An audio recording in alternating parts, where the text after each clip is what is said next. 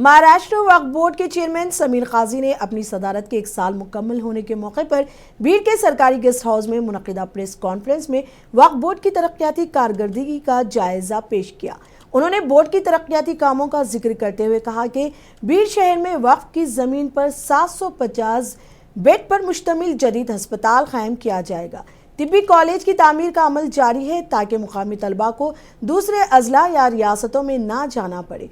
150 से 200 करोड़ रुपए की लागत से आलमी मेयार का स्टेडियम तामीर होगा ताकि मुकामी खिलाड़ियों को सहूलियात मैसर हों।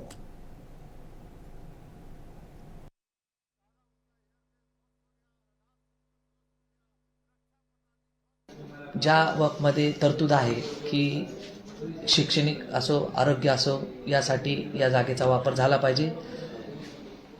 त्याच्यामध्ये पहिल्यांदा आम्ही मेडिकल कॉलेज जे भारताचं पहिलं मेडिकल कॉलेज बीड शहरात होणार आहे महाराष्ट्र वक्फ बोर्डामार्फत।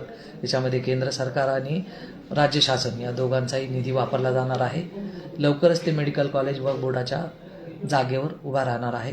त्यानंतर तसेच आपल्या युवा पिढीसाठी जी आज संपूर्णतः मोबाईलच्या आहारी गेलेली आहे त्यांच्यासाठी पण आम्ही एक खेळाडू आणि गुणवंत खेळाडूसाठी एक क्रीडांगण